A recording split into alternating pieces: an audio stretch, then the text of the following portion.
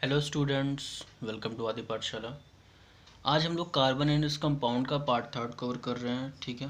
And here we will discuss the difference between carbon compound and organic compound, and हम लोग थोड़ा सा hydrocarbon भी स्टडी करेंगे, ठीक है। वैसे ही चैप्टर ये जो टॉपिक है डायरेक्टली कनेक्टेड पिछले वीडियो से नहीं है, ठीक है। फिर भी अगर आप उसे पढ़ लोगे तो ज़्यादा ईजी पड़ेगा आपको, ठीक है। तो देखिए, छोटी सी चीज़ें थोड़ी थोड़ी सी हैं, इन्हें समझ लेते हैं हम लोग। Difference between carbon compounds and organic compounds, हम लोग ये फ़र्क नहीं समझ पाते हैं क्या है, तो इसको ध्यान से देखना बहुत ज़रूरी है। C C compound means carbon compounds, organic compound means organic compounds, ठीक है। फ़र्क है दोनों में बेसिक सा फ़र्क ये है कि कार्बन कंपाउंड्स वो सारे कंपाउंड्स जिसके अंदर कार्बन हो उसे हम कार्बन कंपाउंड्स कहते हैं, ठीक है। लेकिन ऑर्गेनिक कंपाउंड क्या होता है? ऑर्गेनिक कंपाउंड वो कंपाउंड होते हैं जिनमें मोस्टली कार्बन एंड हाइड्रोजन हो या दूसरा अदर एलिमेंट भी हो, बट उनके बीच कोवैलेंट बॉन्ड हो, पहली चीज़। दूसरी चीज़, ऑर्गेनिक कंपाउंड में हम कार्बाइड्स को, देखो यहाँ कार्बाइड दिया है, कैल्शियम कार्बाइड। ये कार्बाइड जो है ये कार्बन कंपाउंड है, ये ऑर्गेनिक कंपाउंड नहीं है, ठीक है। कार्बन कंपाउंड है बट ऑर्गेनिक कंपाउंड नहीं है। कार्बोनेट्स, मैग्नीशियम कार्बोनेट दिया है, ये ऑर्गेनिक कंपाउंड नहीं है, ठीक है।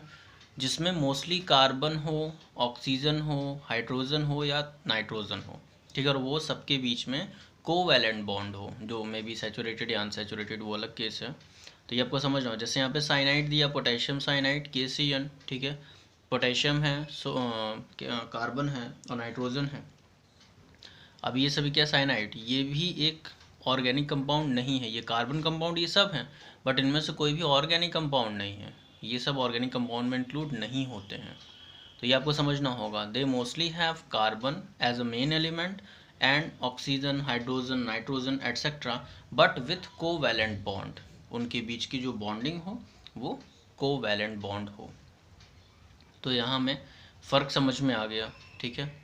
अच्छा, एक क्वेश्चन उठता है, क्या हम किसी भी ऑर्गेनिक कंपाउंड को कार्बन कंपाउंड कह सकते हैं? यस, ऑलमोस्ट आप बिल्कुल कह सकते हो कि ऑर्गेनिक। जैसे CH4 कहीं लिखा है, बोलो कि सर ये कार्बन कंपाउंड है, क्या ये ऑर्गेनिक है? हाँ, ऑर्गेनिक भी है, ठीक है। लेकिन यहाँ पर क्या ये कार्बन कंपाउंड है? कैल्शियम कार्बाइड, हाँ है।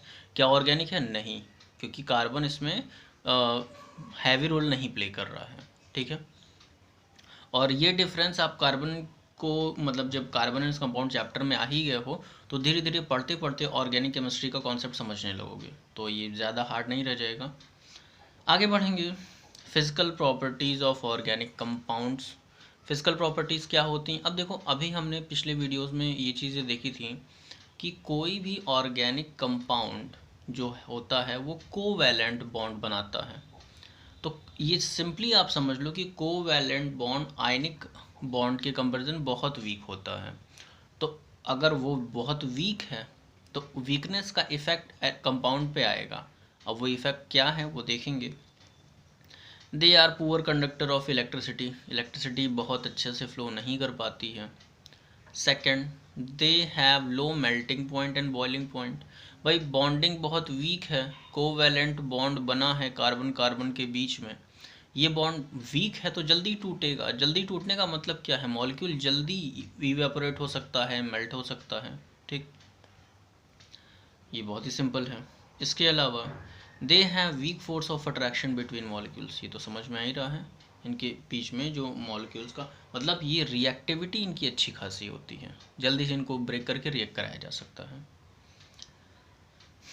तो यहाँ ये चीज़ें ख़त्म हुई। आगे बढ़ेंगे, अगला टॉपिक है हाइड्रोकार्बन्स। हाइड्रोकार्बन्स क्या होते हैं? अब ऑर्गेनिक कंपाउंड में एक नई कहानी, हाइड्रोकार्बन्स। देखो, आज सिर्फ इंट्रोडक्शन पे बातें करेंगे, ठीक है।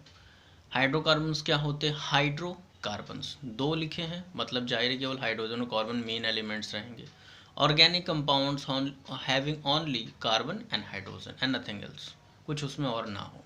जैसे CH4 है, C2H6, C2H4, C2H2। क्या है ये? CH4 methane, ethane, methene, sorry ethene, acetylene, ठीक है। ये समझेंगे हम इसे।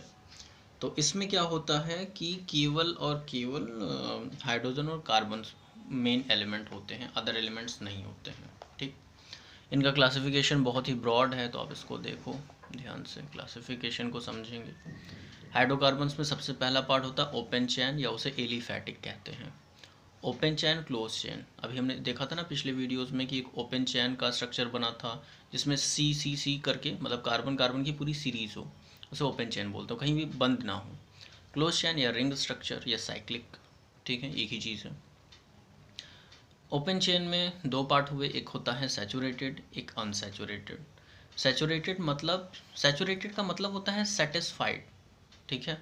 तो जो इसमें एक कैटेगरी होती है एल्केन्स, इसमें सब सिंगल बॉन्ड्स कैरी करते हैं और ये सैचुरेटेड कहलाते हैं। अनसैचुरेटेड में क्या होता है, एल्कीन्स आते हैं, एल्काइंस आते हैं, इनमें डबल बॉन्ड कॉमन होता है, मतलब डबल बॉन्ड इसमें, ट्रिपल बॉन्ड एल्काइंस में।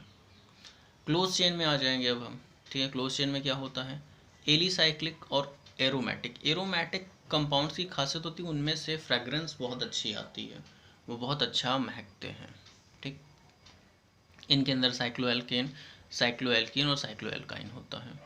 तो एलिसाइक्लिक पर हम आएंगे। एली वर्ड यहाँ लग रहा है एलिसाइक्लिक, एलिफैटिक, तो ये सैचुरेशन को समझना आप, ठीक है। ये जो स्ट्रक्चर है, जो यहाँ पे ट्री फॉर्मेशन बना करके हमने दिखाया है, ये बहुत ज़रूरी है, आपके माइंड में बिल्कुल होना चाहिए, बहुत हार्ड नहीं है, ठीक है, आप बना लोगे अपने से करोगे तो बेसिक को हम समझ गए हैं। नेक्स्ट वीडियो में हम लोग सैचुरेटेड, अनसैचुरेटेड और मतलब ओपन चेन वाले पार्ट को समझेंगे, ठीक है। चलिए इसे एंड करते हैं, स्टडी करते रहिए, एग्ज़ाम्स आने वाले हैं, बाय।